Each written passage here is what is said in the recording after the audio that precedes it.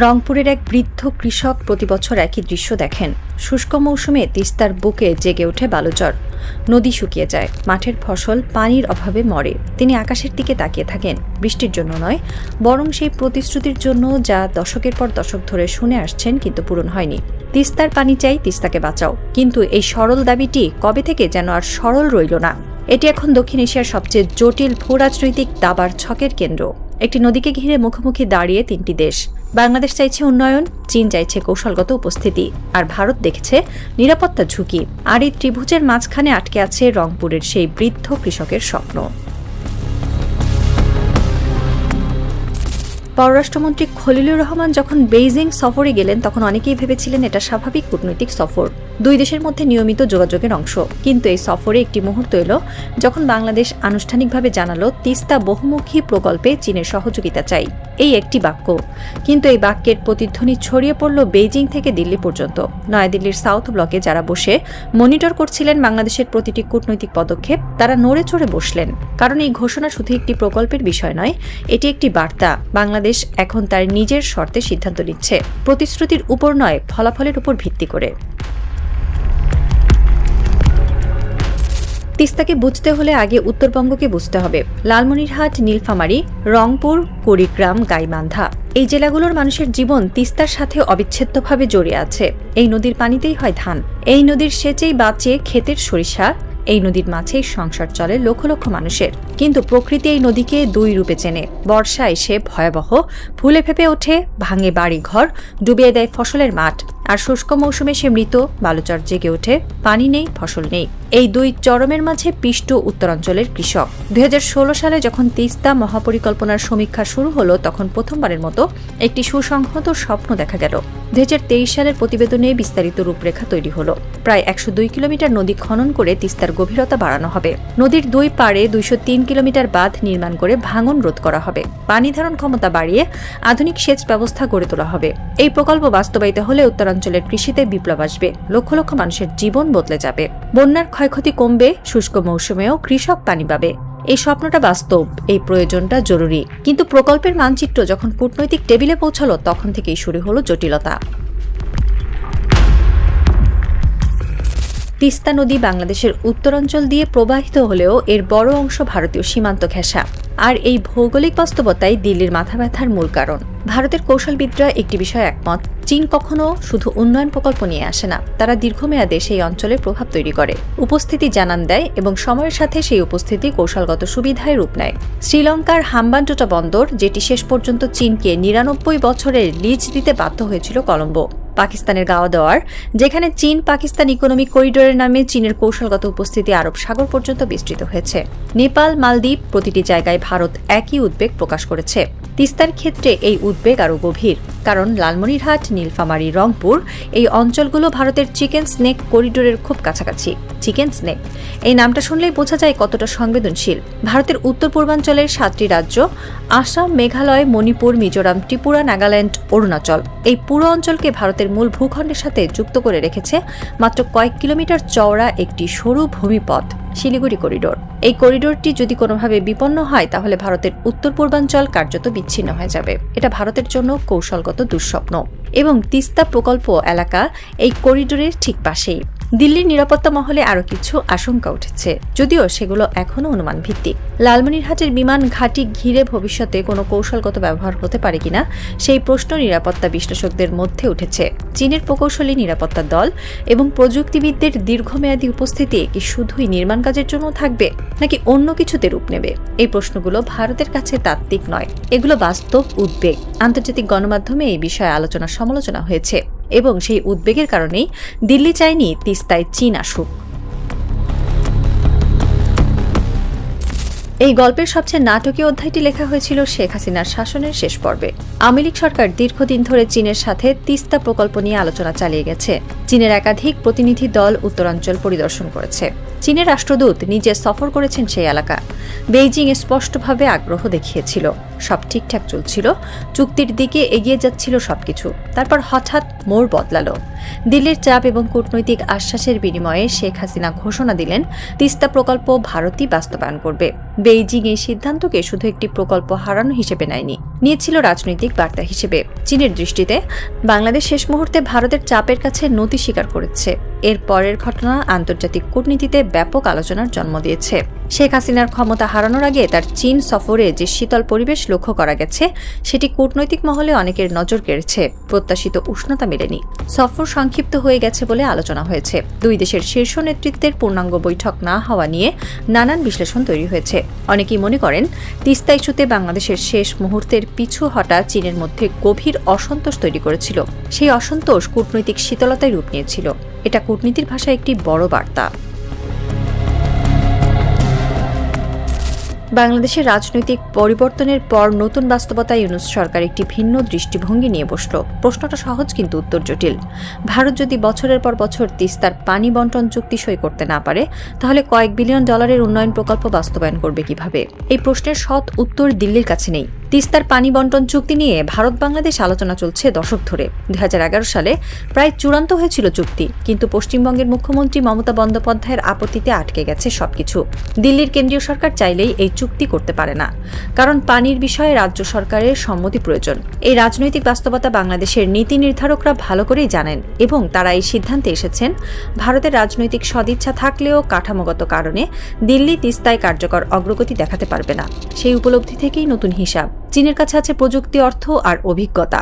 পদ্মা সেতু নির্মাণে চীনের ঠিকাদারি প্রতিষ্ঠানগুলোর কাজ দেখা গেছে। দক্ষিণ এশিয়ার বিভিন্ন বড় অবকাঠামো প্রকল্পে দ্রুততার সাথে কাজ করার সক্ষমতা তারা দেখিয়েছে। চীন যে প্রকল্প হাতে নেয় সেই প্রকল্প সম্পন্ন করে, এই বিষয়ে তাদের ট্র্যাক রেকর্ড অনস্বীকার্য। এই বাস্তবতায় বর্তমান সরকারের কৌশল স্পষ্ট। উন্নয়ন যে দিতে পারবে তার দিকেই এগোতে হবে। আগে ভারত এই ধরনের যে কোনো চীনা উপস্থিতির বিষয়ে অত্যন্ত কঠোর অবস্থান নিত, কিন্তু এবার ইঙ্গিত পাওয়া যাচ্ছে ভারত আগের মতো সেই কঠোর অবস্থানে নেই। কারণ দিল্লিও বুঝতে পারছে বাংলাদেশ এখন আর একতরফা আবেগের বশে সিদ্ধান্ত নিচ্ছে না। ঢাকার কৌশল এখন অনেক বেশি বাস্তববাদী, অনেক বেশি হিসাবী। যদি ভারত তিস্তায় কার্যকর বিনিয়োগ না করে কিন্তু চীনের অংশগ্রহণেও বাধা দেয়, তাহলে বাংলাদেশের সাথে সম্পর্কে যে ক্ষতি হবে তা পূরণ করা কঠিন হবে। দিল্লির কৌশলবিদরা এই হিসাবটা করছেন, আর সেই হিসাব থেকেই হয়তো আসছে নমনীয়তা। তবে নমনীয়তা মানেই সম্মতি নয়। দিল্লি এখনও উদ্বিগ্ন। চিকেন স্নেক করিডোরের নিরাপত্তা নিয়ে উদ্বেগ যাবার নয়, কিন্তু উদ্বেগ প্রকাশের ভাষা বদলে যাচ্ছে। কঠোর আপত্তির বদলে হয়তো আসবে শর্ত সাপেক্ষ আলোচনা। এই পুরো গল্পটি আসলে তিনটি ভিন্ন দৃষ্টিভঙ্গির সংঘাত। বাংলাদেশের দৃষ্টিভঙ্গি, চীনা প্রকল্প বাস্তবায়ন দরকার, দ্রুত দরকার, কারণ উত্তরাঞ্চলের মানুষ আর অপেক্ষা করতে পারছে না। যে দেশ এই প্রকল্প বাস্তবায়ন করতে পারবে বাংলাদেশ তার সাথেই যাবে। চীনের দৃষ্টিভঙ্গি, তিস্তা প্রকল্প একটি বড় সুযোগ। বঙ্গোপসাগরের কাছাকাছি ভারতের সংবেদনশীল করিডোরের পাশে কৌশলগত উপস্থিতি তৈরির এই সুযোগ হাতছাড়া করতে চায় না বেইজিং। এটা শুধু বিনিয়োগ নয়, এটা ভূ রাজনৈতিক অবস্থান। ভারতের দৃষ্টিভঙ্গি, চীনা উপস্থিতি মেনে নেওয়া কঠিন, কিন্তু বাংলাদেশের ন্যায্য উন্নয়নের দাবি অস্বীকার করাও সম্ভব নয়। এই দুয়ের মাঝে ভারসাম্য খুঁজছে দিল্লি। এই তিন দৃষ্টিভঙ্গির সংঘাতের মাঝে তিস্তা বহমান, নিজের মতো, নিজের ছন্দে, কিন্তু কূটনীতির টেবিলে সে এখন একটি দাবার খুঁটি।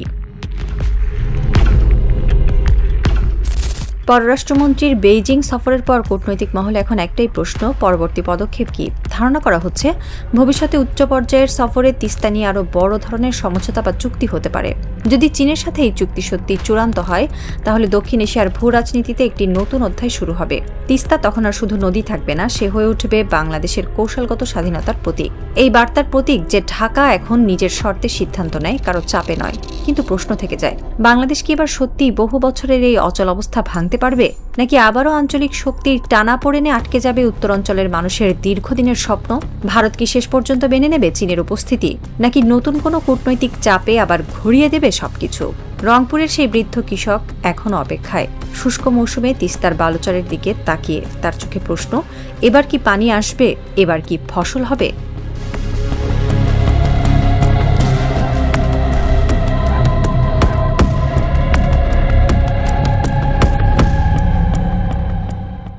இதுக்கு முன்னாடி ஆண்டவங்க தில்லா சொல்ல முடியுமா? দক্ষিণ ভারতের সিনেমার পর্দা কাঁপানো সুপারস্টার ভক্তদের কাছে যিনি পরিচিত থালাপতি নামে, সেই থালাপতি বিজয় এখন তামিলনাড়ুর নতুন মুখ্যমন্ত্রী।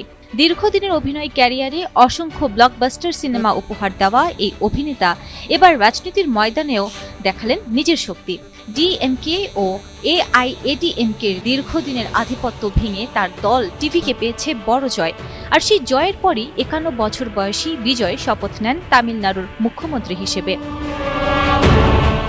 আর ক্ষমতায় এসেই বিজয় একের পর এক বড় সিদ্ধান্ত নিতে শুরু করেছেন। এর মধ্যে থালাপতি সবচেয়ে বেশি আলোচনায় এসেছেন ধর্মীয় সম্প্রীতি নিয়ে বার্তা দিয়ে।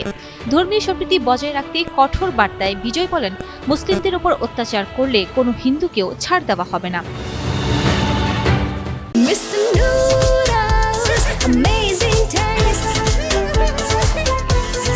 বিজয় স্পষ্ট জানিয়ে দেন, ধর্মের পরিচয়ে কারো ওপর হামলা বা নির্যাতন হলে অপরাধী যেই হোক তার বিরুদ্ধে কঠোর ব্যবস্থা নেওয়া হবে। তার ভাষায়, নাগরিক অধিকার রক্ষা ও সামাজিক শৃঙ্খলা বজায় রাখাই সরকারের প্রধান দায়িত্ব।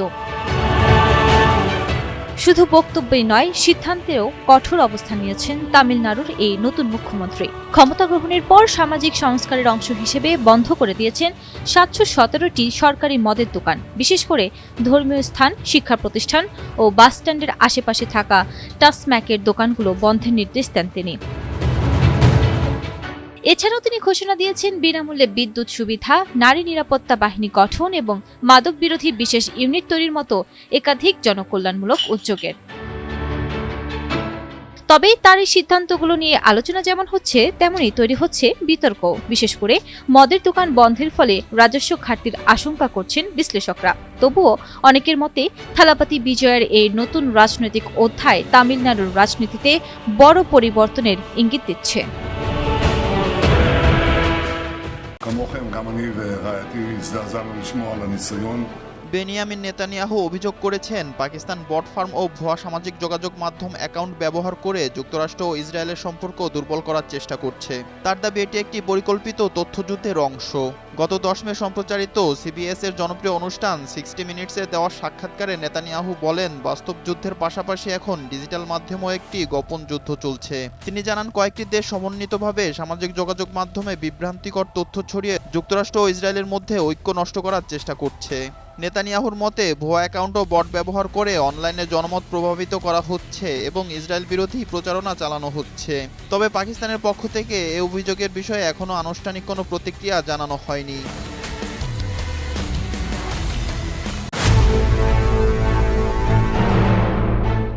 মধ্যপ্রাচ্যে শান্তি স্থাপনের আশা ম্লান হয়ে যাওয়ায় বৈশ্বিক অর্থনীতিতে নতুন করে অস্থিরতা দেখা দিয়েছে।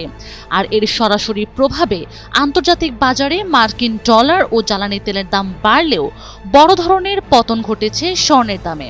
12ই মে দিনের শুরুতেই 3 সপ্তাহের সর্বোচ্চ পর্যায় থেকে স্বর্ণের দাম অনেকটাই নিচে নেমে এসেছে বলে খবর দিয়েছে বার্তা সংস্থা রয়টার্স। বাজার বিশ্লেষকদের মতে, স্বর্ণের এই দরপতনের পিছনে প্রধান কারণ হলো মধ্যপ্রাচ্যের শান্তি আলোচনায় বর্তমান অচলাবস্থা। 200-র বেশি সার্ভিস ও ফিচারে লেনদেনের সব বিকাশ অ্যাপে সম্ভব। মার্কিন প্রেসিডেন্ট ডোনাল্ড ট্রাম্প ইরানের দেওয়া শর্তগুলো সরাসরি প্রত্যাখ্যান করায় ওই অঞ্চলে সংঘাত দীর্ঘায়িত হওয়ার আশঙ্কা তৈরি হয়েছে।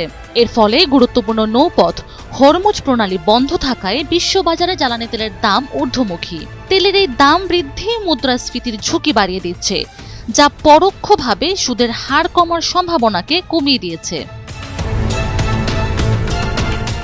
স্বর্ণের বাজারে পতনের আরেকটি বড় কারণ হলো মার্কিন ডলারের শক্তিশালী অবস্থান। সাধারণত ডলার শক্তিশালী হলে এবং বন্ডের মুনাফা বাড়লে বিনিয়োগকারীদের কাছে স্বর্ণের আকর্ষণ কমে যায়, কারণ অন্যান্য মুদ্রার ক্রেতাদের জন্য স্বর্ণ কেনা তখন অধিক ব্যয়বহুল হয়ে পড়ে। মঙ্গলবার আন্তর্জাতিক বাজারে স্পট গোল্ডের দাম 0.8% কমে প্রতি আউন্স 4,698.22 ডলারে নেমেছে। স্বর্ণের পাশাপাশি অন্যান্য মূল্যবান ধাতুর দামেও নিম্নমুখী প্রবণতা দেখা গেছে। রূপার দাম 2.4% কমে প্রতি আউন্স 84.5 ডলার দাঁড়িয়েছে। প্লাটিনামের দাম কমেছে 3.1%। বাজার বিশ্লেষকদের মতে স্বর্ণের দাম বর্তমানে একটি নির্দিষ্ট সীমার মধ্যে আটকে আছে, তবে $4,500 স্তরটি দাম ধরে রাখার জন্য একটি শক্তিশালী ভিত্তি বা সাপোর্ট লেভেল হিসেবে কাজ করছে। বিনিয়োগকারীরা এখন গভীর আগ্রহে তাকিয়ে আছেন বুধবারের বহুল আলোচিত ট্রাম্প শি জিনপিং বৈঠকের দিকে। ধারণা করা হচ্ছে এই বৈঠক থেকে মধ্যপ্রাচ্যের সংকট নিরসনে কোনো বড় সিদ্ধান্ত আসতে পারে। এছাড়া যুক্তরাষ্ট্রে এপ্রিল মাসের মুদ্রাস্ফীতির তথ্য আসার পর দেশটির কেন্দ্রীয় ব্যাংক সুদের হার নিয়ে কী অবস্থান নেয় তার উপরে নির্ভর করবে স্বর্ণের দামের পরবর্তী ওঠানামা। সামগ্রিকভাবে বৈশ্বিক রাজনীতি এবং অর্থনৈতিক সূচকগুলোই অস্থিরতায় স্বর্ণের বাজার এখন টালমাটাল। একদিকে যুদ্ধের দামামা আর অন্যদিকে শক্তিশালী ডলার, এই দুয়ের জাতাকলে পড়ে আপাতত নিরাপদ বিনিয়োগ হিসেবে স্বর্ণ তার উজ্জ্বলতা হারিয়েছে। তবে স্বর্ণের দাম কমে আসায় সাধারণ ক্রেতা ও স্বর্ণপ্রেমীদের জন্য এটি স্বস্তির খবর হয়ে এসেছে। Sanjida Afrin, NTV online.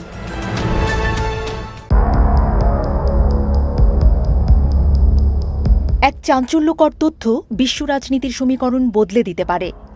যুদ্ধের ময়দান ভারত পাকিস্তান কিংবা ইরান আমেরিকা হোক না কেন, আড়ালে থেকে আসল দাবার গুটি চালছে বেইজিং।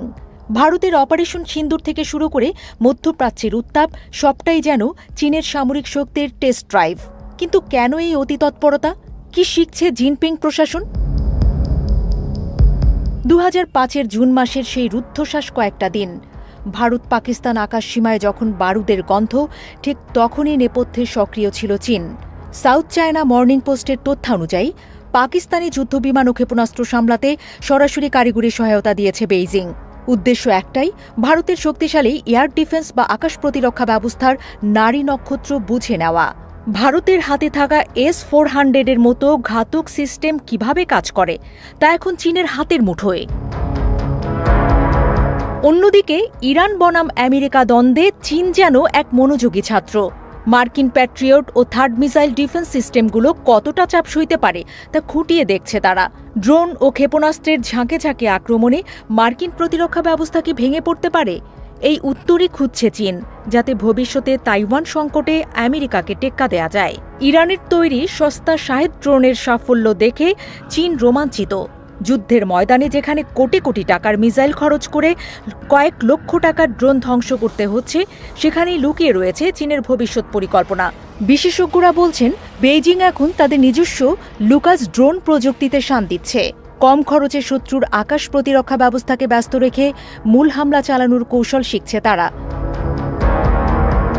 ভারতের নিজস্ব আকাশ প্রতিরক্ষা কবচ সুদর্শন চক্র নিয়ে চীনের কৌতূহল তুঙ্গে। অপারেশন সিন্দুরের সময় পাকিস্তানের ক্ষেপণাস্ত্র কেন ভারতের লক্ষ্যভেদে ব্যর্থ হল, আর ভারতের হামলা কেন চীনের দেয়া পাকিস্তানি ডিফেন্স সিস্টেম ভেদ করতে পারল, এই ব্যর্থতার ময়নাতদন্ত শুরু করেছে চেংডু এয়ারক্রাফট ডিজাইন ইনস্টিটিউটের ইঞ্জিনিয়াররা। ভারতের প্রযুক্তিগত শ্রেষ্ঠত্ব চীনের কপালে চিন্তার ভাঁজ ফেলেছে। শুধু প্রতিরক্ষা নয়, আক্রমণ ভাগেও চীন এখন অপ্রতিরোধ্য। সিপ্রির তথ্য বলছে 2023 সাল থেকে প্রতিবছর প্রায় 100টি করে নতুন পারমাণবিক অস্ত্র তৈরি করেছে বেইজিং। এর সাথে পাল্লা দিয়ে বাড়ছে হাইপারসোনিক গ্লাইড ভেহিকেল, যা পৃথিবীর যে কোনো রাডারকে ফাঁকি দিতে সক্ষম। এই বিপুল সমরাস্ত্রের মজুত মূলত আমেরিকার আধিপত্যকে সরাসরি চ্যালেঞ্জ জানানোর প্রস্তুতি। আধুনিক যুদ্ধের নাম এখন আর্টিফিশিয়াল ইন্টেলিজেন্স। চীন এখন কাজ করছে এমন এক এআই প্রোটোকল নিয়ে, যা সেকেন্ডের ভগ্নাংশের স্যাটেলাইট ডেটা বিশ্লেষণ করে লক্ষ্য নির্ধারণ করতে পারে। আমেরিকার মেভেন স্মার্ট সিস্টেমের পাল্টা হিসেবে চীন তাদের নিজস্ব স্বয়ংক্রিয় টার্গেটিং সিস্টেম তৈরি করছে। যুদ্ধের ময়দানে মানুষের মস্তিষ্ক নয়, বরং কাজ করবে যান্ত্রিক নির্ভুলতা। অনেকেই মনে করছেন এইসব অভিজ্ঞতার প্রয়োগ হবে তাইওয়ান সীমান্তে। আমেরিকার অভ্যন্তরীণ রাজনৈতিক চাপ, ইউরোপীয় মিত্রদের সাথে দূরত্ব এবং জ্বালানি সংকট সবকিছুই পর্যবেক্ষণ করছে বেইজিং। চীন জানে, তাইওয়ান দখল করতে হলে যুদ্ধকে দীর্ঘায়িত করা চলবে না। প্রথম আঘাতেই শত্রুর যোগাযোগ ব্যবস্থা ও আকাশ প্রতিরক্ষা গুড়িয়ে দিতে হবে। আর সেই নীলনকশাই তৈরি হচ্ছে ভারত ও ইরানের রণাঙ্গন থেকে। যুদ্ধ এখন আর কেবল বীরত্বের লড়াই নয়, যুদ্ধ এখন ডেটা আর অ্যালগরিদমের। ভারত ও মধ্যপ্রাচ্যে রক্তক্ষয়ী সংঘাত থেকে পাওয়া তথ্য নিয়ে চীন কি তবে বিশ্বজয়ের পথে এগোচ্ছে?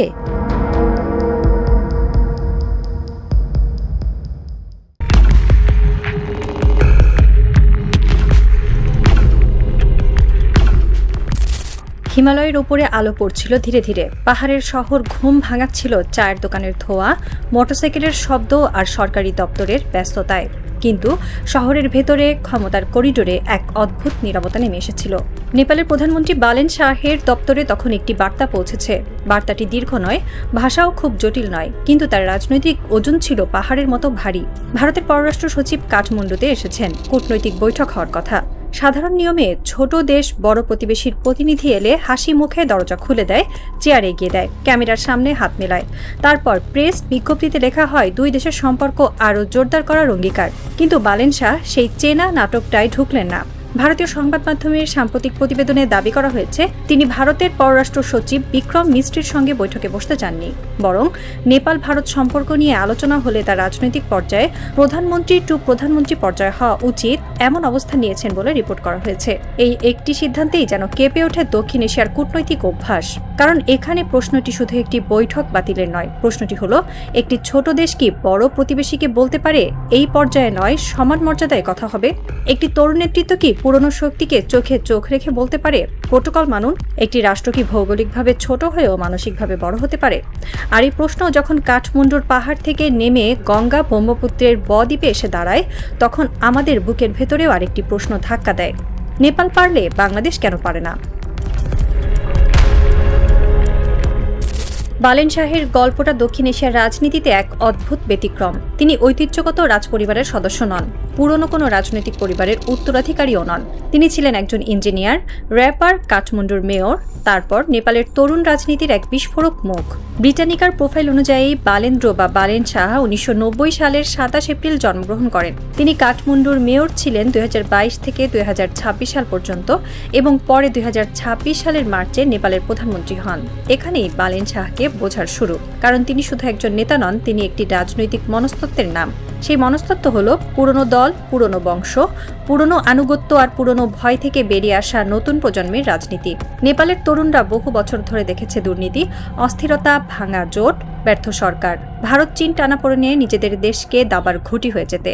তারা দেখেছে তাদের পাহাড়, পানি, সীমান্ত, শ্রম, নদী সবকিছু নিয়ে বড় শক্তিরা কথা বলে, কিন্তু নেপালের সাধারণ মানুষের আত্মমর্যাদা নিয়ে কেউ কথা বলে না। বালেন শাহ সেই জায়গায় এসে দাঁড়িয়েছেন। তার রাজনীতির শক্তি শুধু প্রশাসনিক প্রতিশ্রুতি নয়, তার শক্তি হলো ভাষা। তিনি জটিল কূটনৈতিক বাক্যে কথা বলেন না, তিনি বলেন সরাসরি। তিনি বলেন নিয়ম থাকবে, মর্যাদা থাকবে, প্রোটোকল থাকবে।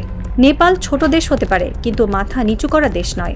এই জায়গাটি দিল্লিকে অস্বস্তিতে ফেলে, কারণ দক্ষিণ এশিয়ায় ভারতের প্রতিবেশীদের সঙ্গে সম্পর্কের একটি পুরনো মনস্তত্ত্ব আছে। ভারত নিজেকে শুধু রাষ্ট্র হিসেবে নয়, অঞ্চলটির প্রাকৃতিক কেন্দ্র হিসেবে দেখে। তার অর্থনীতি বড়, সেনাবাহিনী বড়, বাজার বড়, কূটনৈতিক নেটওয়ার্ক বড়। ফলে প্রতিবেশী দেশগুলোর সঙ্গে আচরণে অনেক সময় এক ধরনের বড় ভাই মনোভাব দেখা যায়। কিন্তু বালেন শাহ সেই বড় ভাই রাজনীতির সামনে দাঁড়িয়ে বলেছেন, ভাই যদি হন সম্মান দিয়ে কথা বলুন, দাদা হলে দরজা বন্ধ। দক্ষিণ এশিয়ার ছোট রাষ্ট্রগুলোর জন্য সবচেয়ে কঠিন শব্দ হলো না, কারণ না বলার সঙ্গে সঙ্গে ভয় চলে আসে। সীমান্তে চাপ আসবে কিনা, বাণিজ্য আটকে যাবে কিনা, শ্রমবাজারের সমস্যা হবে কিনা, নদীর পানি নিয়ে জটিলতা বাড়বে কিনা, রাজনৈতিক মহলে চাপ তৈরি হবে কিনা, কূটনৈতিক বার্তা বদলে যাবে কিনা। এই অঞ্চলের রাষ্ট্রগুলো স্বাধীন হলেও তাদের অনেক সিদ্ধান্তের ওপর ভূগোলের ছায়া পড়ে থাকে। নেপালের ওপর ভারত ও চীনের ছায়া, বাংলাদেশের ওপর ভারতের ছায়া, ভুটানের ওপর ভারতের নিরাপত্তার প্রভাব, শ্রীলঙ্কার ওপর ভারত চীন প্রতিযোগিতা, মালদ্বীপের ওপর ভারত চীন কূটনৈতিক দড়ি টানাটানি। ফলে একটি ছোট দেশের নেতা যখন না বলেন, সেটি শুধু একটি শব্দ নয়, সেটি একটি রাজনৈতিক ঝুঁকি। বালেন শাহ সেই ঝুঁকিটাই নিয়েছেন বলে ভারতীয় প্রতিবেদনে দাবি করা হয়েছে। তিনি যদি সত্যি ভারতের পররাষ্ট্র সচিবের সঙ্গে বৈঠক প্রত্যাখ্যান করে থাকেন এবং প্রধানমন্ত্রী পর্যায়ের আলোচনার কথা বলে থাকেন, তাহলে এটি কূটনৈতিক সৌজন্যের বাইরে গিয়ে রাজনৈতিক বার্তাটি খুব পরিষ্কার। নেপাল কোনো দপ্তরের নোটিশ বোর্ড নয়, যেখানে বড় প্রতিবেশী ইচ্ছামতো প্রতিনিধি পাঠাবে আর কাঠমান্ডু দাঁড়িয়ে অভ্যর্থনা জানাবে। এই বার্তার ভেতরে আছে আত্মমর্যাদার দাবি, আর আত্মমর্যাদা এমন এক জিনিস যা একবার রাজনীতিতে ঢুকে গেলে জনগণের কল্পনাকে আগুনের মতো ছড়িয়ে দেয়। কারণ মানুষ উন্নয়ন চায়, কিন্তু শুধু সেতু, রাস্তার টাওয়ার দিয়ে জাতির আত্মা বাঁচে না। মানুষ বিদ্যুৎ চায়, চাকরি চায়, খাদ্য চায়, নিরাপত্তা চায়, কিন্তু একই সঙ্গে চায় তার রাষ্ট্রের পাসপোর্ট যেন অপমানের প্রতীক না হয়, তার সীমান্ত যেন করুণা দিয়ে নয় মর্যাদা দিয়ে পরিচালিত হয়, তার প্রধানমন্ত্রী যেন অন্য দেশের কর্মকর্তা দেখে চেয়ার থেকে লাফিয়ে না ওঠেন, তার পররাষ্ট্রনীতি যেন কাগজের স্বাধীন, কাজে ভীত না হয়। নেপালের তরুণরা বালেন শাহের সেই সম্ভাবনাটাই দেখতে পাচ্ছে। হয়তো এই মানুষটি অন্তত মাথা নিচু করে কথা বলবেন না। বালেন শাহের উত্থান কোনো একদিনের ঘটনা নয়, এটি নেপালের দীর্ঘ অসন্তোষের ফল। নেপালের রাজনীতি বহু দশক ধরে অস্থির। রাজতন্ত্র, গণতন্ত্র, মাওবাদী বিদ্রোহ, সংবিধান, জোট সরকার, দুর্নীতি, প্রশাসনিক ব্যর্থতা সব মিলিয়ে সাধারণ মানুষের ভরসা বারবার ভেঙেছে। তরুণ প্রজন্ম মনে করেছে পুরনো নেতারা তাদের ভবিষ্যৎকে নিজেদের ক্ষমতার দর কষাকষির টেবিলে বিক্রি করে দিয়েছেন। ব্রিটানিকা লিখেছে, বালেন শাহ নেপালের তরুণদের কাছে জনপ্রিয় হয়ে ওঠেন প্রচলিত রাজনৈতিক অভিজাত্যের বিরুদ্ধে এক নতুন মুখ হিসেবে। বিশেষ করে 2025 সালের জেএনজি প্রতিবাদের পর নেপালের রাজনৈতিক বাস্তবতায় তিনি গুরুত্বপূর্ণ হয়ে ওঠেন। এই জায়গাটি গুরুত্বপূর্ণ কারণ দক্ষিণ এশিয়ায় তরুণ প্রজন্ম এখন আর শুধু চাকরি চায় না, শুধু উন্নয়ন চায় না, শুধু দুর্নীতি কমুক চায় না, তারা চায় রাষ্ট্রের চরিত্র বদলাক, তারা চায় প্রশাসন তাদের সঙ্গে কথা বলুক, তারা চায় নেতা যেন নিজের দেশের মানুষের কাছে জবাবদিহি করেন, প্রতিবেশী রাষ্ট্রের দূতাবাসের কাছে নয়। নেপালের বিপ্লবী বা আন্দোলনমুখী রাজনীতির ভেতরে তাই আত্মমর্যাদার প্রশ্নটি বড় হয়ে উঠেছে। মানুষের রক্ত ঝরেছে, মানুষ আহত হয়েছে, রাষ্ট্রের অভ্যন্তরীণ ক্ষমতার কাঠামো কেঁপেছে, কিন্তু সেই রক্ত যদি শুধু নতুন মন্ত্রীর শপথে শেষ হয় তাহলে সেটি বিপ্লব নয়, সেটি শুধু চেয়ার বদল। এখানেই নেপালের গল্প বাংলাদেশের সঙ্গে এসে মিশে যায়, কারণ আমাদের ইতিহাসেও রক্ত আছে, আমাদের মাটিও আন্দোলনে ভেজা, আমাদের শহরেও লাশ পড়ে, আমাদের তরুণরাও স্লোগান দেয়, আমাদের মানুষও মর্যাদা চায়। কিন্তু প্রশ্ন হলো, রক্তের বিনিময়ে আমরা কি পাই? নতুন পতাকা, নতুন মন্ত্রী, নতুন স্লোগান, নতুন দিবসের পোশাক, নাকি নতুন রাষ্ট্রচরিত্র?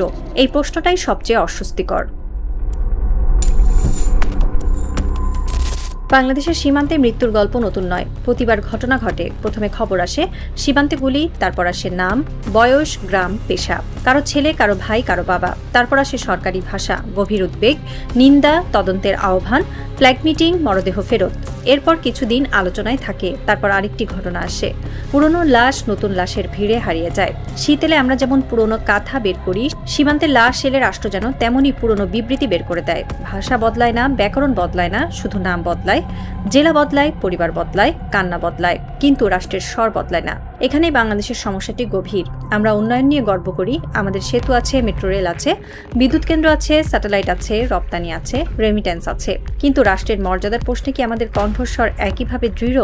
নাকি আমরা এখনো মনে করি বড় প্রতিবেশীর সঙ্গে কঠিন ভাষায় কথা বললে বিপদ হবে?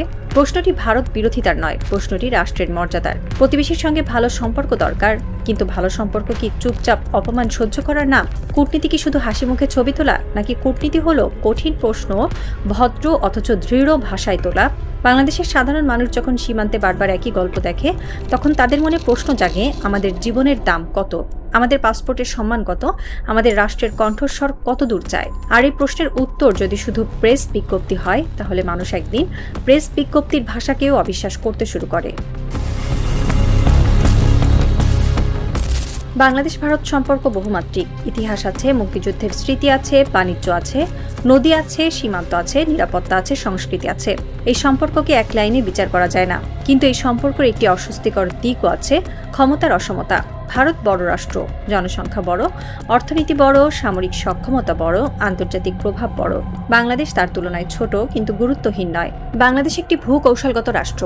বঙ্গোপসাগর, উত্তর পূর্ব ভারতের সংযোগ, চীন ভারত প্রতিযোগিতা, শ্রমশক্তি, বাজার, সমুদ্র, আঞ্চলিক নিরাপত্তা সব মিলিয়ে বাংলাদেশের কৌশলগত গুরুত্ব কম নয়। তবুও প্রশ্ন থেকে যায়, বাংলাদেশ কি নিজের গুরুত্ব বুঝে দর কষাকষি করে, নাকি আমরা প্রায়ই নিজেদের এমনভাবে উপস্থাপন করি যেন সম্পর্কের সব দায় আমাদের, সব সুবিধা অন্যের? একটি স্বাধীন রাষ্ট্রের পররাষ্ট্রনীতি দাঁড়িয়ে থাকে তিনটি স্তম্ভে: স্বার্থ, মর্যাদা, ভারসাম্য। স্বার্থ ছাড়া পররাষ্ট্রনীতি বোকামি, মর্যাদা ছাড়া পররাষ্ট্রনীতি দাসত্ব, আর ভারসাম্য ছাড়া পররাষ্ট্রনীতি বিপজ্জনক।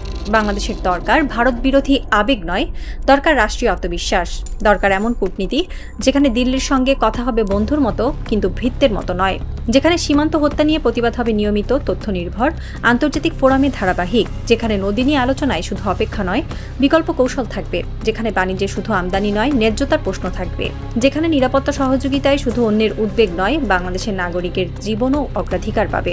বালেন শাহের গল্প এখানে একটি আয়না। তিনি হয়তো সফল হবেন, হয়তো ব্যর্থ হবেন, তার নীতি হয়তো পরিণত, হয়তো অতিরিক্ত ঝুঁকিপূর্ণ। এই নিয়েও বিতর্ক আছে। ভারতীয় প্রতিবেদনে তার অবস্থানে কেউ কেউ নেপালের জন্য কূটনৈতিক ঝুঁকি হিসেবেও দেখছেন, কিন্তু তবুও তিনি একটি প্রশ্ন তুলেছেন, একটি ছোট দেশ কি নিজের সম্মানকে আলোচনার টেবিলে রাখতে পারে? বাংলাদেশের রাজনীতির জন্য এই প্রশ্নটাই গুরুত্বপূর্ণ। বাংলাদেশে উঁচু দালান হয়, সেতু হয়, সড়ক হয়, বন্দর হয়, বিদ্যুৎ কেন্দ্র হয়, মেগা প্রকল্প হয়, শহরের আকাশে কনক্রিট ওঠে, নদীর ওপর স্প্যান বসে, বাজেটে হাজার হাজার কোটি টাকার অঙ্ক লেখা হয়, কিন্তু রাষ্ট্র শুধু কনক্রিট দিয়ে বড় হয় না, রাষ্ট্র বড় হয় নাগরিকের নিরাপত্তায়, সীমান্তে জীবনের মর্যাদায়, আদালতের স্বাধীনতায়, সাংবাদিকের প্রশ্ন করার অধিকারে, কৃষকের জমির ন্যায্যতায়, তরুণের ভোটের বিশ্বাসে, আর পররাষ্ট্রনীতিতে মাথা উঁচু করে কথা বলার সক্ষমতায়। আমরা অনেক সময় উন্নয়নকে মর্যাদার বিকল্প ভাবি, যেন রাস্তা থাকলেই রাষ্ট্র সম্মানিত, যেন সেতু থাকলেই কূটনীতি শক্তিশালী, যেন জিডিপি বাড়লেই সীমান্তে মানুষের জীবন নিরাপদ। কিন্তু বাস্তবতা অন্য। যে রাষ্ট্র নিজের নাগরিকের মৃত্যুর পর শুধু বিবৃতি দেয়, সেই রাষ্ট্রের সেতু একসময় জনগণের চোখে ফাঁপা লাগে।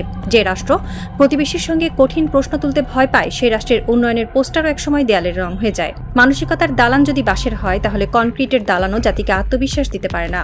বাংলাদেশের দরকার উন্নয়ন, কিন্তু উন্নয়নের সঙ্গে দরকার রাষ্ট্রীয় ব্যক্তিত্ব, দরকার এমন নেতৃত্ব যারা জানবে কখন হাসতে হয়, কখন হাত মেলাতে হয়, আর কখন বলতে হয় না, এই প্রশ্নে আপোষ হবে না। নেপালের বালেন শাহ হয়তো আমাদের শিখিয়ে দিচ্ছেন, বয়স বড় কথা নয়, বড় কথা হলো রাষ্ট্রকে কতটা নিজের ভেতরে বহন করা যায়। বাংলাদেশের সামনে এখন 3টি রাস্তা। প্রথম রাস্তা পুরনো পথ, সীমান্তে ঘটনা ঘটবে, বিবৃতি আসবে, আলোচনার আশ্বাস আসবে, তারপর সব আগের মতো চলবে। এতে বড় সংঘাত এড়ানো যায়, কিন্তু জাতির আত্মমর্যাদার ক্ষয় থামে না। দ্বিতীয় রাস্তা আবেগী সংঘাতের পথ, স্লোগান, চিৎকার, সামাজিক মাধ্যমে আগুন, কূটনৈতিক সম্পর্কের নামে উত্তেজনা। এতে মুহূর্তের তৃপ্তি আছে, কিন্তু রাষ্ট্রীয় বুদ্ধিমত্তা নেই। ছোট রাষ্ট্রের জন্য অন্ধ সংঘাত আত্মঘাতী হতে পারে। তৃতীয় রাস্তা দৃঢ়, শীতল, পেশাদার কূটনীতি। এই পথেই বাংলাদেশের ভবিষ্যৎ। এই পথে ভারতকে শত্রু বানানোর দরকার নেই, কিন্তু নিজের স্বার্থকে ছোট করারও দরকার নেই। এই পথে সীমান্ত হত্যার প্রতিটি ঘটনা আন্তর্জাতিক মানদণ্ডে নথিবদ্ধ হবে, দ্বিপক্ষীয় বৈঠকে নিয়মিত উঠবে, সংসদে আলোচনা হবে, নাগরিককে জানানো হবে। পানি, বাণিজ্য, নিরাপত্তা, সংযোগ, সব ইস্যুতে বাংলাদেশ নিজের অবস্থান তৈরি করবে। শুধু প্রতিক্রিয়া নয়, কৌশল থাকবে। এই পথে বাংলাদেশের নেতৃত্ব বুঝবে, কূটনীতি মানে কারো পায়ের কাছে বসা নয়, আবার টেবিল উল্টে দেওয়া নয়। কূটনীতি মানে নিজের চেয়ারটা ঠিক জায়গায় বসানো। নেপাল যদি তার ভূগোলের সীমাবদ্ধতার মধ্যেও নতুন ভাষা খুঁজতে পারে, বাংলাদেশও পারে। বাংলাদেশের আছে জনসংখ্যা, অর্থনীতি, সমুদ্র, ভূকৌশল, শ্রমশক্তি, বাজার, ইতিহাস এবং সবচেয়ে বড় কথা, মানুষের অদম্য শক্তি। কিন্তু এই শক্তিকে রাষ্ট্রীয় ভাষায় অনুবাদ করতে হবে, না হলে বিপ্লব হবে, রক্ত ঝরবে, সরকার বদলাবে, কিন্তু রাষ্ট্রের মেরুদণ্ড বদলাবে না। বাংলাদেশের কোনো এক প্রান্তে কাঁটাতারের পাশে ঘাসের ওপর শিশির জমে, দূরে কুকুর ডাকে। গ্রামের এক মা দরজার ফাঁক দিয়ে বাইরে তাকান, তার ছেলে এখনো ফেরেনি। মোবাইলে নেটওয়ার্ক নেই, বাতাসে অদ্ভুত ঠান্ডা। রাতের অন্ধকারে যেন কেউ একজন খবর লুকিয়ে রেখেছে। একই সময়ে কাঠমান্ডুতে পাহাড়ের গায়ে আলো পড়ছে। বালেন শাহের দপ্তরে হয়তো আরেকটি ফাইল রাখা হচ্ছে, তাতে লেখা ভারত সীমান্ত পানি প্রোটোকল মর্যাদা। দিল্লিতে হয়তো কেউ হিসাব করছে এই তরুণকে কিভাবে সামলানো যায়। আর ঢাকায় হয়তো কোনো সরকারি দপ্তরে পুরনো বিবৃতির খসড়া এখনো কম্পিউটারের ফোল্ডারে সেভ করা আছে। গভীর উদ্বেগ প্রকাশ করা হলো। ইতিহাস কখনো কখনো খুব নীরবে দরজায় কড়া নাড়ে। একটি জাতি তখন বুঝতে পারে না এটি সাধারণ সকাল নাকি নতুন যুগের প্রথম ঘণ্টা। নেপাল পাহাড়ের দেশ, বাংলাদেশ নদীর দেশ, কিন্তু আত্মমর্যাদার ভূগোল পাহাড় বা নদী মানে না। সেটি তৈরি হয় মানুষের ভেতরে, রাষ্ট্রের ভাষায়, নেতৃত্বের সাহসে। আজ প্রশ্নটি তাই বালেন শাহের নয়, প্রশ্নটি মোদির নয়, প্রশ্নটি দিল্লির নয়, প্রশ্নটি ঢাকার। আমরা কি শুধু উন্নয়নের পোস্টার নিয়ে সন্তুষ্ট থাকব, নাকি রাষ্ট্রের মেরুদণ্ডও একদিন সোজা করব? সীমান্তের কুয়াশা তখনও কাটেনি, মায়ের দরজাটি তখনও খোলা, দূরে আজানের ধ্বনি উঠছে। আর কোনো এক সরকারি ভবনের ভেতরে হয়তো একজন কর্মকর্তা নতুন বিবৃতির প্রথম লাইন লিখতে বসেছেন। কিন্তু এবার কলম থেমে যায়, কারণ বাইরে কোথাও অদৃশ্যভাবে একটি প্রজন্ম জিজ্ঞেস করছে, আর কতবার?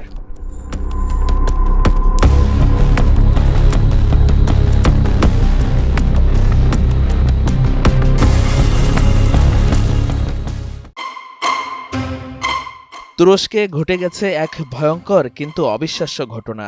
মাত্র 2 বছরের একটি শিশু কাউকে কিছু না বলে খোলা দরজা দেখে একাই উঠে পড়ে একটি পাবলিক বাসে। আর সেই সময় চালক গাড়ির বাইরে ছিলেন। ছোট্ট শিশুটি চুপচাপ গিয়ে বসে পড়ে বাসের একদম পেছনের সিটে। শিশুটি এতটাই নীরবে ছিল যে কেউ বুঝতে পারেনি বাসে একটি শিশু একা বসে আছে।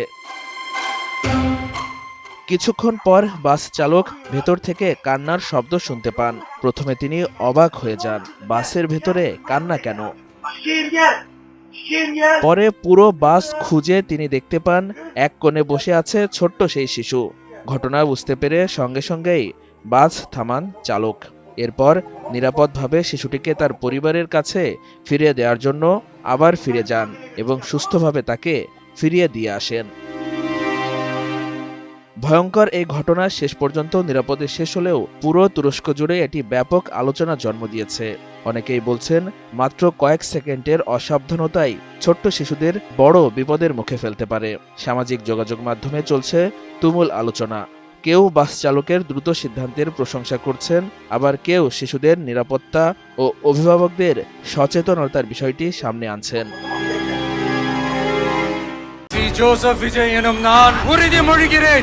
শুভেন্দু অধিকারী ঈশ্বরের নামে শপথ করিতেছি যে পশ্চিমবঙ্গের বিধানসভা নির্বাচনে চমক দেখিয়ে প্রথমবারের মতো সরকার গঠন করেছে বিজেপি। মুখ্যমন্ত্রী হিসেবে এরই মধ্যে শপথ নিয়েছেন বিজেপি নেতা শুভেন্দু অধিকারী। অন্যদিকে পর্দার তারকা থেকে রাজনীতির মাঠের তারকা বনে যাওয়া থালাপতি বিজয় এখন তামিলনাড়ুর মুখ্যমন্ত্রী। এরই মধ্যে শপথ সেরে ফেলেছেন তিনিও। আর শপথ নিয়ে প্রথম সিদ্ধান্তে চমক দেখিয়েছেন শুভেন্দু অধিকারী ও থালাপতি বিজয় দুজনেই, জানিয়ে এখন আলোচনা সর্বত্র। শপথের পর মন্ত্রিসভার প্রথম বৈঠকেই বাংলাদেশ সীমান্তে কাঁটাতারের বেড়া নির্মাণের সিদ্ধান্ত নিয়ে চমক দেখান শুভেন্দু। বরাবরই বাংলাদেশ বিরোধী এই বিজেপির নেতা ৪৫ দিনের মধ্যে বাংলাদেশের অবশিষ্ট সীমান্তে বেড়া দেওয়ার জন্য বিএসএফকে প্রয়োজনীয় জমি দেওয়ার সিদ্ধান্ত জানিয়ে দেন। প্রথম বৈঠক শেষে সংবাদ সম্মেলনে শুভেন্দু জানান, প্রথম দিনেই বিএসএফের সীমান্ত সুরক্ষিত করার জন্য জমি ট্রান্সফার প্রক্রিয়া অনুমোদন দেওয়া হলো এবং আজ থেকেই ল্যান্ড ট্রান্সফার প্রক্রিয়া শুরু হবে।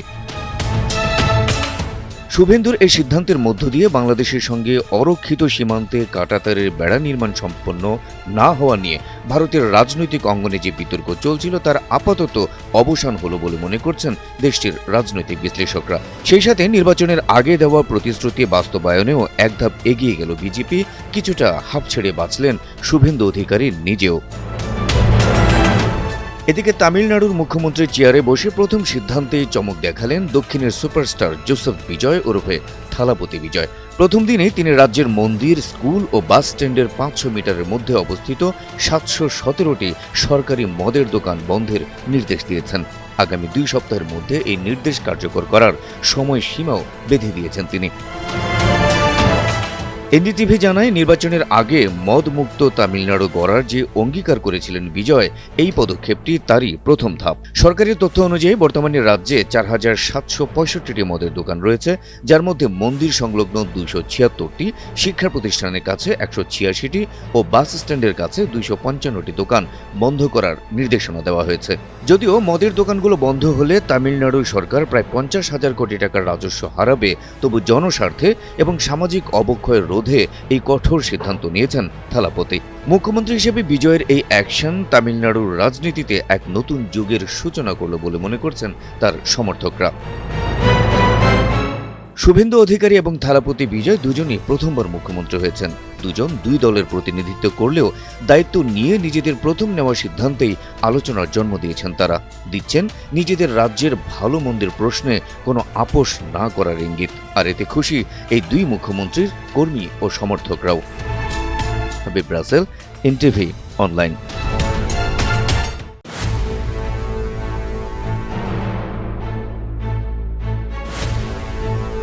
ইরান আবারও স্পষ্ট করে জানিয়েছে দেশটি যে কোনো আগ্রাসনের জবাব দিতে পুরোপুরি প্রস্তুত এবং নিজেদের পারমাণবিক অধিকার থেকেও সরে আসবে না। এমন পরিস্থিতিতে ইরানের পার্লামেন্ট স্পিকার বাঘের গালিবাফ এবং দেশটির আলোচক দলের ঘনিষ্ঠ সূত্রের সাম্প্রতিক বক্তব্য নতুন করে আন্তর্জাতিক অঙ্গনে আলোচনার জন্ম দিয়েছে। গালিবাফ বলেছেন, ইরানের সশস্ত্র বাহিনী যে কোনো হামলার জবাবে কঠোর ও উপযুক্ত প্রতিক্রিয়া দিতে প্রস্তুত। তার ভাষায় শত্রুপক্ষের ভুল কৌশল শেষ পর্যন্ত তাদের জন্যই ভয়াবহ পরিণতি ডেকে আনবে। তিনি দাবি করেন, ইরান সব ধরনের পরিস্থিতির জন্য প্রস্তুত এবং প্রতিপক্ষকে এমন জবাব দেওয়া হবে যা তারা কল্পনাও করতে পারবে না। তিনি আরও বলেন, যুক্তরাষ্ট্র ও ইসরায়েলের ক্রমবর্ধমান চাপের মুখেও তেহরান কৌশলগত ধৈর্য ও সর্বোচ্চ প্রস্তুতি নীতি অনুসরণ করছে। একই সঙ্গে ইরান শান্তি ও আঞ্চলিক স্থিতিশীলতা চাইলেও দেশের সার্বভৌমত্বের প্রশ্নে কোনো ছাড় দেবে না বলেও জানান তিনি। রেইনবো অ্যাক্রোপ্লাস্টে অ্যাক্রিলিক এমালশন থাকায় মুছে ফেলা যায় যে কোনো দাগ সহজেই। Rainbow Paints, colour of joy. গালিবাফের মতে দীর্ঘদিনের আত্মনির্ভরতা, উন্নত ক্ষেপণাস্ত্র ও ড্রোন প্রযুক্তি এবং অ্যাক্সিস অফ রেজিস্ট্যান্স এর সমর্থনের কারণে ইরান এখন শক্তিশালী প্রতিরক্ষা সক্ষমতা অর্জন করেছে। এক পোস্টে তিনি আরও বলেন, ইরানি জনগণের অধিকার মেনে নেওয়া ছাড়া অন্য কোনো পথ কার্যকর হবে না। তিনি সতর্ক করে বলেন, যুক্তরাষ্ট্র যত বেশি সময় ক্ষেপণ করবে তত বেশি মূল্য দিতে হবে মার্কিন করদাতাদের। এদিকে ইরানের আলোচক দলের ঘনিষ্ঠ একটি সূত্র তাসনিম নিউজ এজেন্সিকে জানিয়েছে, পশ্চিমা কিছু গণমাধ্যমে প্রকাশিত খবর সঠিক নয়। বিশেষ করে ইরান নাকি সমৃদ্ধ ইউরেনিয়াম দেশ থেকে সরিয়ে নিতে রাজি হয়েছে এমন দাবিকে পুরোপুরি মিথ্যা বলা হয়েছে। সূত্রটি জানায়, যুক্তরাষ্ট্রকে দেওয়া ইরানের প্রস্তাবে দেশের বাইরে সমৃদ্ধ পারমাণবিক উপাদান পাঠানোর বিষয়ে কোনো সম্মতি নেই। পাশাপাশি ইরান তাদের জব্দ বা স্থগিত থাকা অর্থ ফেরতের জন্য একটি নির্দিষ্ট সময়সীমাও নির্ধারণ করেছে। সূত্রটির দাবি, যুক্তরাষ্ট্র তাদের প্রস্তাবে ইরানের স্থগিত তহবিল ছাড় করার কথা বললেও ইরান পরিষ্কারভাবে বলেছে নির্দিষ্ট সময়ের মধ্যেই সেই অর্থ ছাড় করতে হবে। এছাড়া কিছু সংবাদ মাধ্যমে প্রকাশিত ইরান 15 বছরের জন্য ইউরেনিয়াম সমৃদ্ধকরণ বন্ধ রাখতে রাজি হয়েছে এমন খবরকেও ভুয়া ও মনস্তাত্ত্বিক অপারেশন বলে উল্লেখ করেছে সূত্রটি। Very simple. Iran cannot have a nuclear weapon. They can't have it. And if they did have it, the Middle East would be gone, Israel would be gone, and then hit Europe probably next. We're doing the service to the world. মার্কিন president Donald Trump বলেছেন, ইরানের সঙ্গে যুদ্ধবিরতি এখন life সাপোর্টে রয়েছে এবং যুদ্ধে পূর্ণাঙ্গ বিজয় অর্জনের লক্ষ্যে তিনি হরমুজ প্রণালী দিয়ে পুনরায় নৌ এসকর্ট বা জাহাজ পাহারার বিষয়টি বিবেচনা করছেন। মার্কিন অর্থনীতির উপর যুদ্ধের প্রভাব নিয়ে দেশে ক্রমবর্ধমান চাপের মধ্যেই প্রেসিডেন্ট ট্রাম্প সতর্ক করেছেন যে গত সপ্তাহান্তে ওয়াশিংটনের দাবিগুলো ইরানের প্রত্যাখ্যান করার অর্থ হলো এমনিতেই নড়বড়ে এই যুদ্ধবিরতি এখন অবিশ্বাস্যভাবে দুর্বল। They said you're going to have to take it. We were going to go with them, but they changed their mind because they didn't put it in the paper. So when they sent us this document that we waited 4 days for, that should have taken 10 minutes to do, look, very simple. We get that. They guarantee no nuclear weapons for a very long period of time, and a couple of other minor things, but they just can't get there. So they agree with us, and then they take it back. সোমবার 11 মে white হাউসে সাংবাদিকদের মার্কিন president বলেন, আমি বলবো এটি এখন সবচেয়ে দুর্বল অবস্থায় আছে। এটি এখন লাইফ সাপোর্টে। আমি বলবো যুদ্ধবিরতি লাইফ সাপোর্টের চরম পর্যায়ে রয়েছে, অর্থাৎ যে কোনো সময় বড় ধরনের হামলা হতে পারে ইরানে। Unbelievably weak, I would say. I would call it the weakest right now. After reading that piece of garbage they sent us, I didn't even finish reading it. They said, I'm not going to waste my time reading it. I would say it's one of the weakest right now. It's on life support. They understand these are all medical people. Dr. Oz, life support is not a good thing. Do you agree? Bad prognostic. I would say the ceasefire is on massive life support, where the doctor walks in and says, sir, your loved one has approximately a 1% chance of living. তিনি Hormuz প্রণালী দিয়ে তেল ও অন্যান্য বাণিজ্যিক জাহাজ পাহারা দেওয়ার মার্কিন প্রচেষ্টা পুনরায় শুরু করার কথা ভাবছেন, তবে তিনি এখনও এ বিষয়ে কোনো চূড়ান্ত সিদ্ধান্ত নেননি। অপারেশন ফ্রিডম নামে অভিহিত এই উদ্যোগটি প্রথম 6 মে শুরু হয়েছিল, কিন্তু 2 দিনের কম সময়ের ব্যবধানে তা পরিত্যক্ত হয়। যুক্তরাষ্ট্র ইরানকে দ্বন্দ্ব কমানোর জন্য একগুচ্ছ শর্ত পাঠিয়েছিল, যার বেশিরভাগই ছিল দেশটির পারমাণবিক কর্মসূচি সম্প্রসারণের ক্ষমতা রোধ করার সাথে সম্পর্কিত। সপ্তাহান্তে ইরান পাল্টা প্রস্তাব পাঠায়, যেগুলোকে ট্রাম্প আজ সাংবাদিকদের কাছে আবর্জনা বলে অভিহিত করেন। ডোনাল্ড ট্রাম্প বলেন, এই অচল অবস্থার মানে এই নয় যে যুক্তরাষ্ট্র পিছিয়ে আসবে। Iran told me very strongly, because they intend to give us the nuclear dust, as I call it. It's easier than talking about other terms because it's a term everyone knows. But the nuclear dust, which is what we hit, they told me, number one, you're getting it. তিনি বলেন, আমরা একটি পূর্ণাঙ্গ বিজয় অর্জন করতে যাচ্ছি। Iran ভাবছে আমি এতে ক্লান্ত হয়ে পড়ব, আমি বিরক্ত হয়ে যাব, অথবা আমি কোনো চাপের মুখে পড়ব। তবে এক্ষেত্রে আসলে কোনো চাপ নেই। They think that, well, I'll get tired of this, or I'll get bored, or I'll have some pressure. But there's no pressure. There's no pressure at all. We're going to have a complete victory. We've already, in theory, had a complete victory from the military standpoint. The military, look, their Navy is dead. They have 150. They had 159 ships. Right now they have 0, other than the little speedboats that go around that got taken out 8 a day by us. They have no Air Force. They have no anti-aircraft. ইরানের সঙ্গে আলোচনা করতে তিনি এখনো আগ্রহী কিনা সে বিষয়ে জানতে চাইলে প্রেসিডেন্ট ট্রাম্প বলেন, সেখানকার নেতৃত্ব মধ্যপন্থী এবং উন্মাদ এই 2 ভাগে বিভক্ত। উন্মাদরা শেষ পর্যন্ত লড়াই করতে চায়, আপনি জানেন সেই লড়াইটা খুব দ্রুত হবে।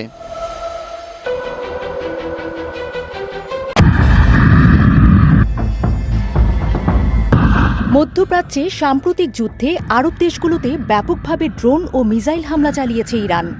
এই পরিস্থিতিতে ইরানের হামলা থেকে বাঁচতে আরব দেশগুলো নিজেদের প্রতিরক্ষা খাতকে আরও পাকাপোক্ত করতে চাইছে। তবে আধুনিক সমরাস্ত্রের জন্য আরব বিশ্বের প্রধান ভরসা আমেরিকার কাছ থেকে অস্ত্র পেতে অনেক সময় অপচয় হয়। তাই ইরানি দূরপাল্লার ড্রোন মোকাবেলা করতে আরব দেশগুলো বেশ হিমশিম খাচ্ছে। পাশাপাশি গোলা বারুদের সংকটে পড়ছে তারা। এতে করে নিজেদের আকাশ প্রতিরক্ষা ব্যবস্থা শক্তিশালী করতে তুরস্কের দিকে ঝুঁকছে কুয়েত, সংযুক্ত আরব আমিরাত, কাতার ও সৌদি আরব। মূলত আমেরিকা অস্ত্র সরবরাহ করতে বেশ দেরি করায় তুরস্কমুখী হচ্ছে গোটা আরব বিশ্ব।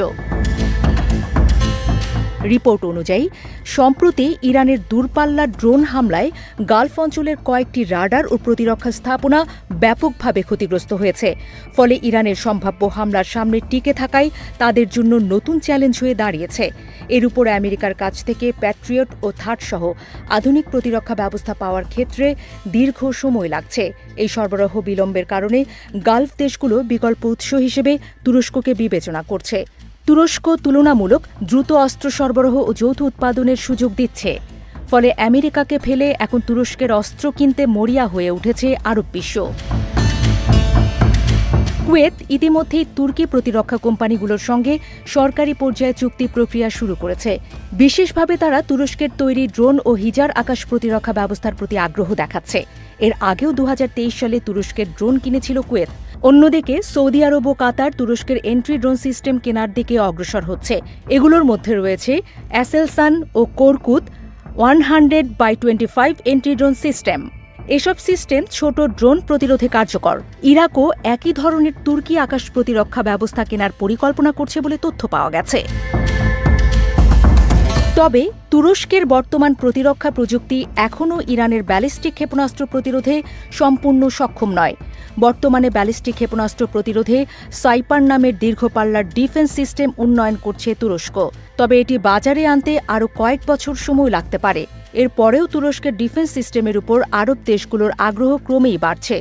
কারণ তারা মনে করছে তুরস্কের সিস্টেম তুলনামূলক দ্রুত পাওয়া যায়। এছাড়া ভবিষ্যতেও তুরস্কের কাছ থেকে এই প্রযুক্তি স্থানান্তরের সুযোগ রয়েছে। বিশেষজ্ঞরা বলছেন, বর্তমান আঞ্চলিক নিরাপত্তা পরিস্থিতি ও আমেরিকার অস্ত্র সরবরাহে বিলম্বের কারণেই গালফ দেশগুলো প্রতিরক্ষা কৌশলে পরিবর্তন আনছে। তাই প্রতিরক্ষা সরঞ্জামের জন্য আরব বিশ্বের জন্য তুরস্ক এখন ভরসার নাম হয়ে উঠেছে। এর মাধ্যমে আমেরিকা তুরস্কের কাছে মধ্যপ্রাচ্যের অস্ত্রের বাজার হারাতে পারে বলে মনে করছেন বিশেষজ্ঞরা।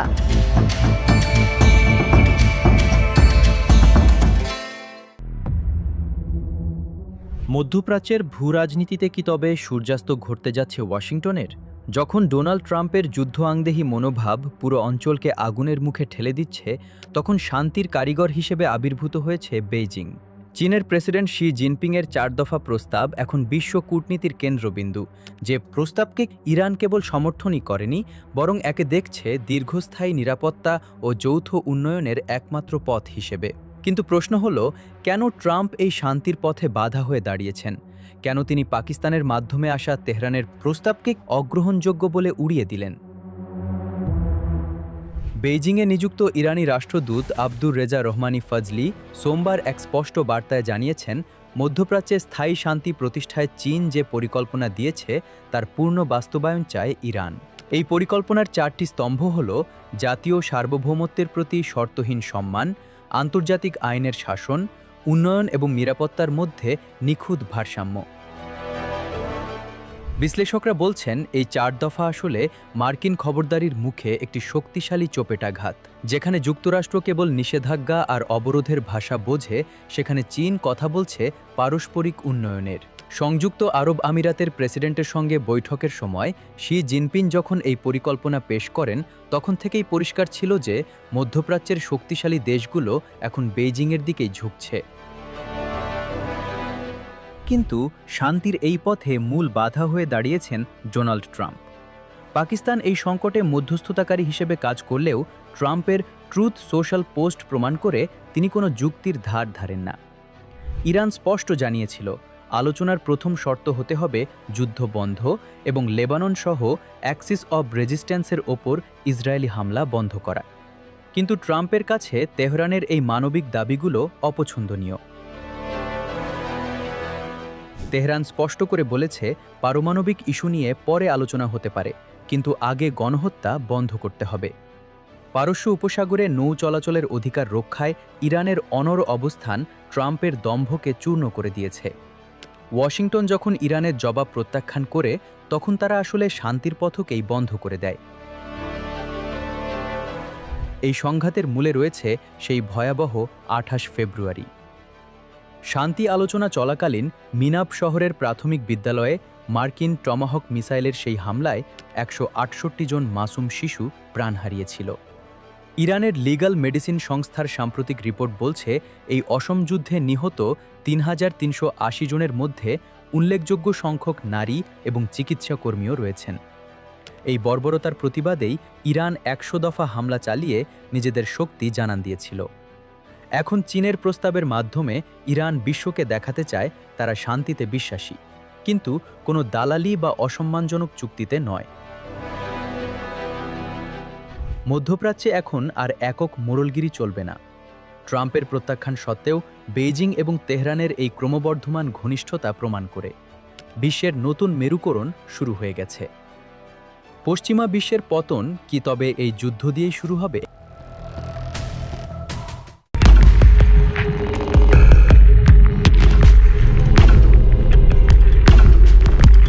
রাত ২:৪৭।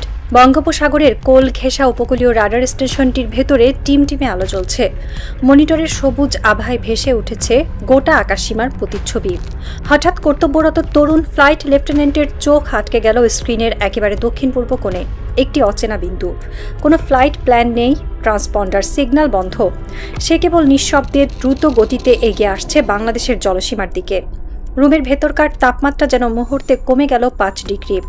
টেলিফোনে ঊর্ধ্বতন কর্মকর্তাকে বার্তা দিতে দিতে তার কণ্ঠ কেঁপে উঠল। Sir, unidentified aircraft approaching fast, position 21 degree 43 minute north, 90 degree 15 minute east. মাত্র কয়েক সেকেন্ডের মধ্যে ধ্বনিত হল স্ক্রাম্বল কমান্ড। কিন্তু সত্যি বলতে ইন্টারসেপ্ট করার মতো আধুনিক কোনো ফাইটার তখন পুরোপুরি প্রস্তুত ছিল না। ওই রাতেই যেন এক অদৃশ্য কণ্ঠ আকাশের গভীর থেকে বলে গেল, এখন আর প্রতীক্ষার সময় নেই, প্রস্তুত হওয়ার সময় এসে গেছে অনেক আগেই। ঠিক এমনি এক আধার রাতের অপেক্ষাতেই জন্ম নিয়েছে এক নতুন সামরিক দর্শন। দীর্ঘদিনের আত্মরক্ষামূলক নীতির খোলস ছুঁড়ে ফেলে বাংলাদেশ এখন হাঁটছে সরাসরি ও বিধ্বংসী পাল্টাঘাতের সক্ষমতা অর্জনের পথে। আর এই নতুন যাত্রার কেন্দ্রবিন্দুতে আছে ইউরোপের আকাশ দাপানো ঈগল ইউরোফাইটার টাইফুন। ঢাকার ব্যস্ততম সড়ক পেরিয়ে বিমান বাহিনীর সদর দপ্তরের ভেতরটা সেদিন ছিল থমথমে। করিডোরে অফিসারদের পায়ের শব্দ চাপা, মুখে গাম্ভীর্যের প্রলেপ, কারণ সেদিনের অতিথি আর 10টা দিনের মতো কেউ নন। ইতালির রাষ্ট্রদূত অ্যান্তোনিও আলেসান্দ্রো এসেছেন স্বয়ং বিমান বাহিনী প্রধানের সঙ্গে দেখা করতে।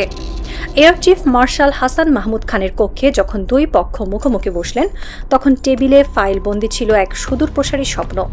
এই বৈঠক কেবল ক্রেতা বিক্রেতার সম্পর্কের গণ্ডিতে বন্দী নেই, এটি একটি কৌশলগত অংশীদারিত্বের নকশা। সেখানে লেখা আছে পাইলটদের উন্নত প্রশিক্ষণ, দীর্ঘমেয়াদী রক্ষণাবেক্ষণ সহায়তা এবং ভবিষ্যৎ প্রযুক্তি হস্তান্তরের রূপরেখা।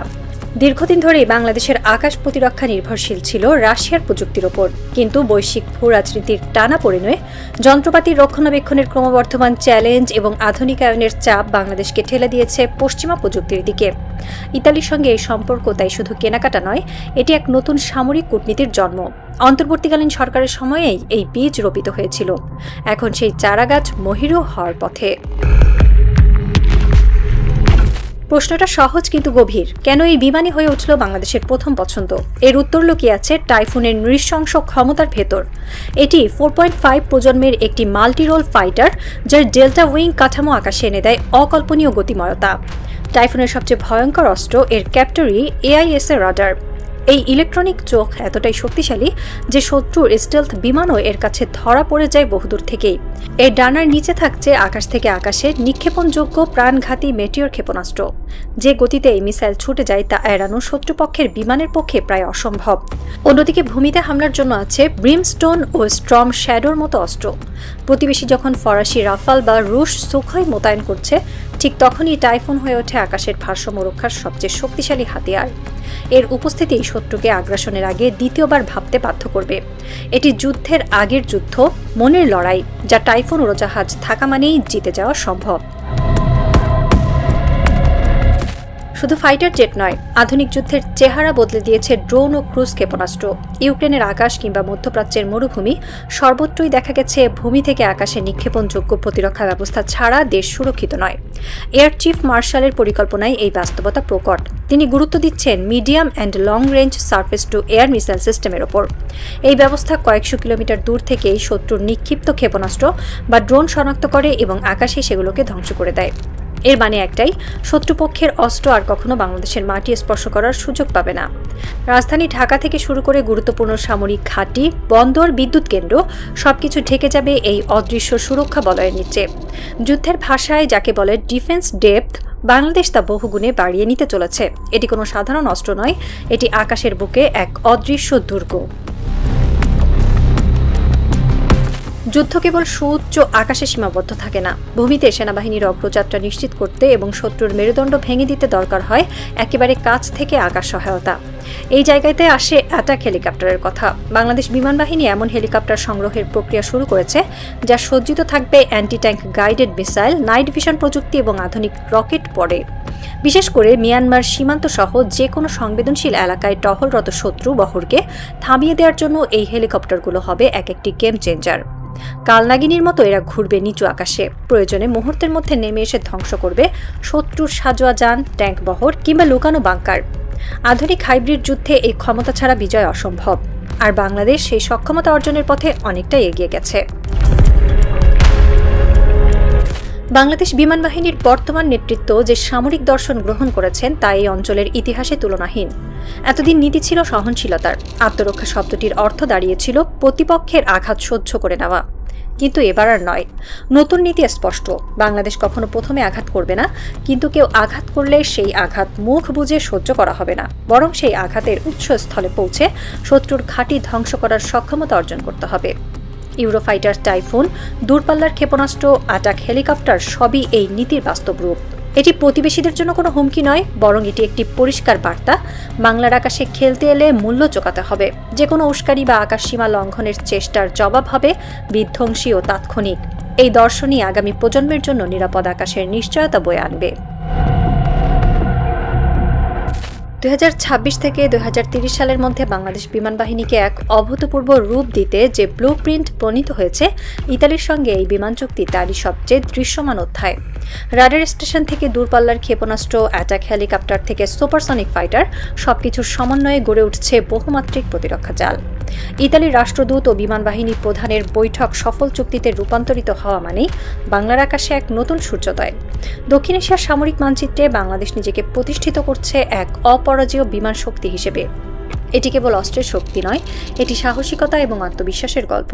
প্রজন্মের পর প্রজন্ম ধরে দেশের সার্বভৌমত্ব অক্ষুণ্ণ রাখার যে শপথ প্রতিটি পাইলট নেন, এখন থেকে সেই শপথে যুক্ত হল বিশ্বমানের প্রযুক্তির নিশ্চিদ্র সুরক্ষা। রাতের আকাশে চাঁদ ডুবে গেছে অনেকক্ষণ। বিমান বাহিনীর সদর দপ্তরের করিডোর এখন জনমানব শূন্য, কিন্তু একেবারে ওপরের তলায় গোপনীয়তায় মোড়ানো একটি কক্ষে তখনও চলছে টিমটিমে আলো। Air chief marshal Hasan Mahmud Khan তার ডেস্কে বসে আছেন। তার সামনে ছড়ানো কিছু গোপন নথি, উপগ্রহ চিত্র আর সাংকেতিক বার্তার প্রিন্ট। ইতালির রাষ্ট্রদূত চলে গেছেন ঘণ্টাখানেক আগে, তবে একটি শেষ ফোন কল তখনও বাকি ছিল। একটা এনক্রিপ্টেড লাইনে ঘণ্টা বাজতেই তিনি রিসিভ করলেন। অপর প্রান্ত থেকে ভেসে এলো চাপা এক কণ্ঠ, স্যার, নিশ্চিত হয়েছি। ওদের পক্ষ থেকেও জবাবি প্রস্তুতি শুরু হয়েছে, কিন্তু তারা এখনও জানে না আমরা ঠিক কত দূর এগিয়েছি। কিছুক্ষণ নীরব থাকলেন এয়ার চিফ মার্শাল, তারপর ধীরে ধীরে বললেন, তাহলে অপারেশন ইনভিজিবল শিল্ডের ফাইনাল ফেজ অ্যাক্টিভেট করার সময় এসে গেছে। ফোনটা রেখে তিনি জানালার কাছে গিয়ে দাঁড়ালেন। বাইরে কালো আকাশ, দূরে রানওয়ের শেষ প্রান্তে ঠিক তখনই জ্বলে উঠল কয়েকটা অস্পষ্ট কিন্তু তীব্র আলো, যেন কারো চোখের ইশারায় ঘুমন্ত কোনো দানব জেগে উঠছে ধীরে সন্তর্পণে। বাংলাদেশ এখন আর কারো ছায়ায় থাকা ছোট প্রতিবেশী নয়, সে এখন নিজেই ছায়া ফেলতে সক্ষম এক আত্মবিশ্বাসী শক্তি। কিন্তু এই ছায়া বয়ে আনবে শান্তি নাকি ডেকে আনবে কোনো অনিবার্য সংঘাত? উত্তরটা জানা নেই কারো।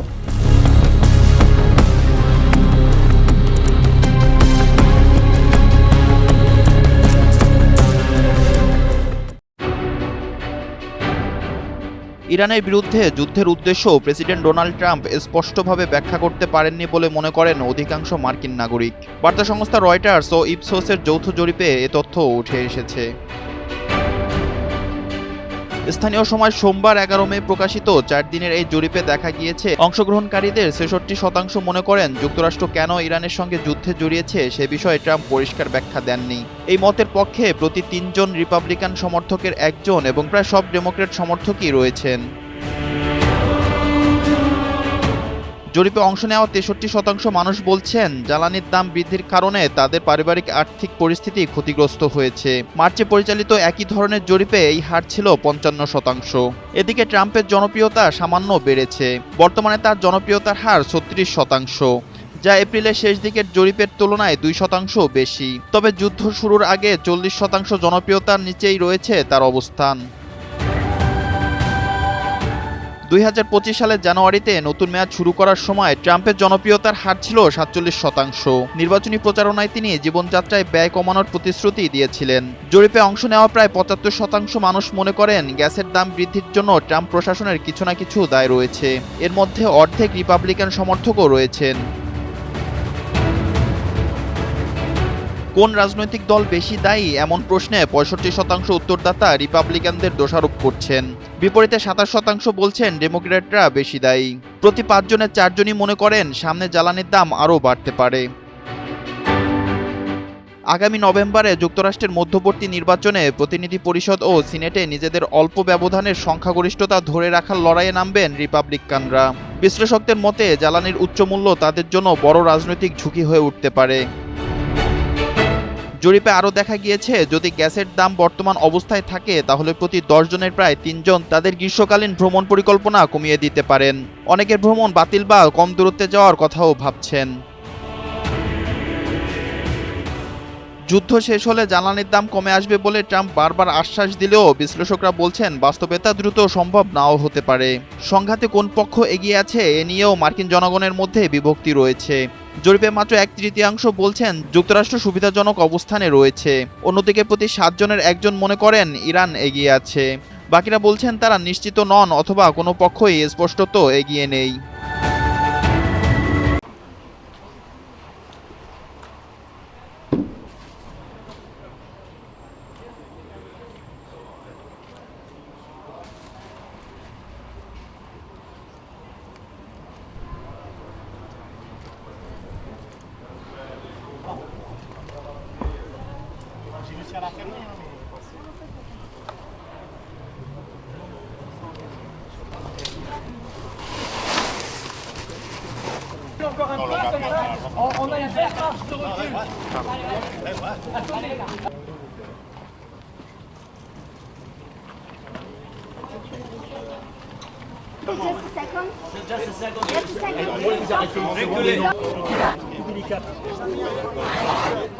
Avec le journaliste, tout ça, il faut être assez concentré.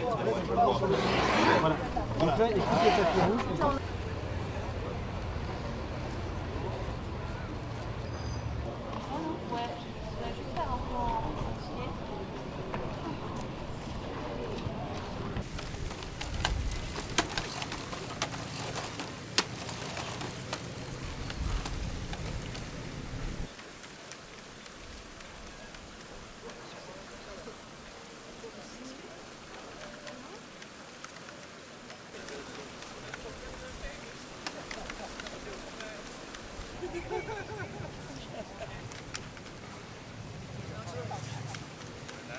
Ha!